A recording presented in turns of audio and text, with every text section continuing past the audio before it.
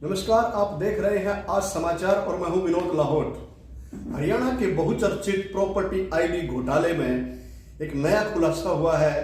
इसकी शिकायत जब लोकायुक्त के पास पहुंची और लोकायुक्त ने हरियाणा सरकार को नोटिस भेजा तो हरियाणा सरकार ने आनन फानन में इससे प्रॉपर्टी आईडी का सर्वे करने वाली राजस्थान की याशी कंपनी को हरियाणा में ब्लैक लिस्ट कर दिया है। क्या है पूरा मामला, इस पर जो पूरी जानकारी रखते हैं समालखा के आरटीआई एक्टिविस्ट पीपी कपूर। सबसे पहले सर आपको बधाई, धन्यवाद। आपका आंदोलन रंग लाया जी। और ये क्या था पूरा मामला सर?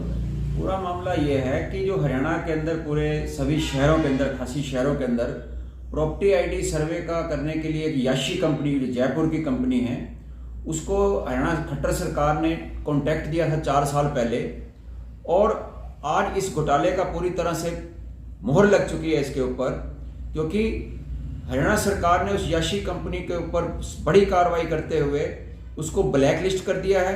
अब वो पूरे हरियाणा में कहीं भी कोई टेंडर नहीं भर सकती सरकारी ठेका लेने के लिए।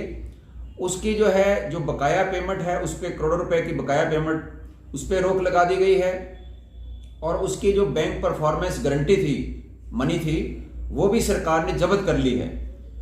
ये है मामला जानी। तो सर ये जो है प्रॉपर्टी आईडी घोटाला इसको बोलते हैं, ये घोटाला कैसे हुआ सर? ये घोटाला ऐसे हुआ, ये सरकार की चहेती कंपनी है याशी कंपनी।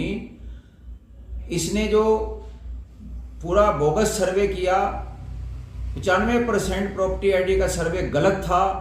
इसके बावजूद भी सरकार ने इसको 57.5 करोड़ रुपए की पेमेंट कर दी।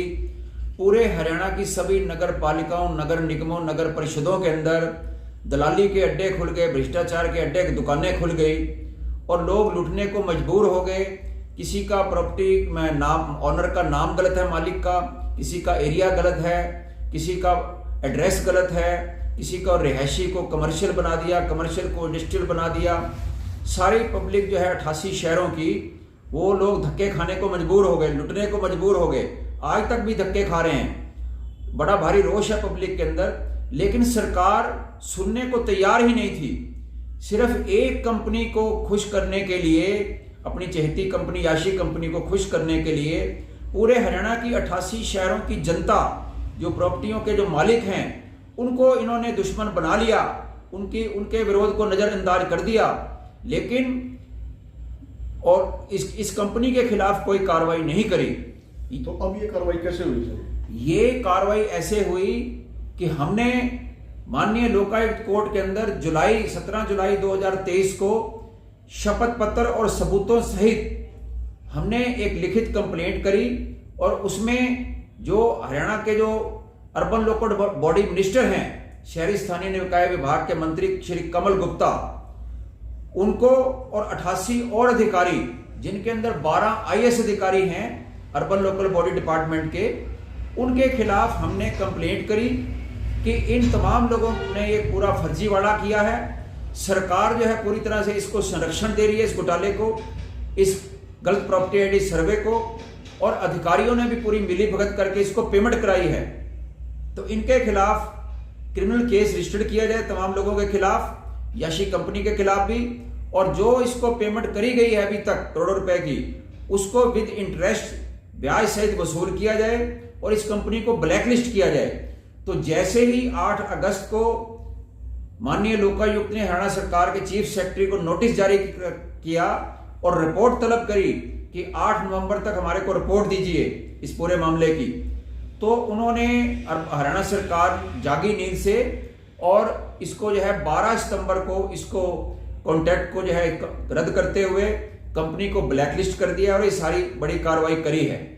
लेकिन अधिकारियों के खिलाफ तो कोई कार्रवाई नहीं हुई। हाँ, इसमें जो मेन मुद्दा है, जब आप सरकार कंपनी के खिलाफ कार्रवाई कर रही है, ये सिर्फ पब्लिक की आंखों में धूल झोंकने के लिए किया है कि हम कंपनी के खिलाफ कार्रवाई कर रहे हैं। असली जो दोषी हैं इसके अंदर, जो 12 आईएएस अधिकारी इसमें संलिप्त हैं और जो है और कुल जो है 88 अधिकारी, नगर पालिकाओं के सचिव, नगर परिषदों के ईओ, नगर निगमों के कमिश्नर, जो कि आईएएस अधिकारी हैं, वो लोग इसके अंदर इन्वॉल्व हैं। क्योंकि टेंडर एग्रीमेंट की शर्तों के मुताबिक जो प्रॉपर्टी आईडी का सर्वे करके याशी कंपनी ने देना था सरकार को, तो उसको पेमेंट करने से पहले इन तमाम जिम्मेवार अधिकारियों ने उसकी वेरिफिकेशन करनी थी, मौके पे जाके तस्दीक करनी थी, उसमें से टोटल 10% की।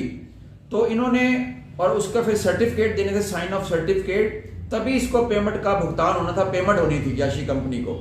तो वो उन्होंने सरकार के इशारे पर सभी 88 अधिकारियों ने आंख मूंद कर सर्टिफिकेट जारी कर दिए कि ये प्रॉपर्टी आईडी का सर्वे बिल्कुल सही किया गया, इसमें कोई दिक्कत नहीं है। सिर्फ 2-3% का, कहीं 0% का, कहीं 1% का, कहीं आधे % का उन्होंने एरर दिखाया और बिल्कुल सही बताया। और फिर वो उसने कंपनी ने वहां से पेमेंट ले ली अर्बन लोकल बॉडी से। तो ये इस तरीके से हमारा ये है कि भाई जब ये इतना बड़ा घपला था, इतने भारी इसमें त्रुटियां थी, ऑब्जेक्शन थे, लोग धक्के खा रहे हैं, तो अधिकारियों ने किसके इशारे पर जो है ये गलत रिपोर्ट दी, गलत साइन ऑफ सर्टिफिकेट जारी किए। तो इसलिए हमारी मांग है कि सिर्फ ये पब्लिक की आंखों में धूल झोंकने का काम ना किया जाए। याशी कंपनी को ब्लैकलिस्ट कर दिया है। उन जो जिम्मेवार अधिकारी हैं और याशी कंपनी के मालिक के खिलाफ ये क्रिमिनल केस, धोखाधड़ी, जालसाजी, गबन, इसका मुकदमा दर्ज करके इनके खिलाफ कार्रवाई करी जाए। तो ये थे कमर पीपी कपूर, हरियाणा के प्रमुख आरटीआई एक्टिविस्ट, जिन्होंने साफ कहा है कि ये जो ब्लैक लिस्ट किया गया है ये सिर्फ पब्लिक की आंखों में धूल झोंकने जैसा काम है।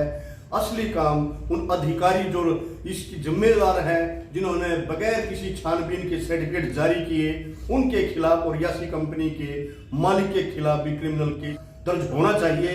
इसकी लड़ाई आगे कमर पीपी कपूर जारी रखेंगे। आपको ये वीडियो कैसा लगा इस पर कमेंट करके जरूर बताएं।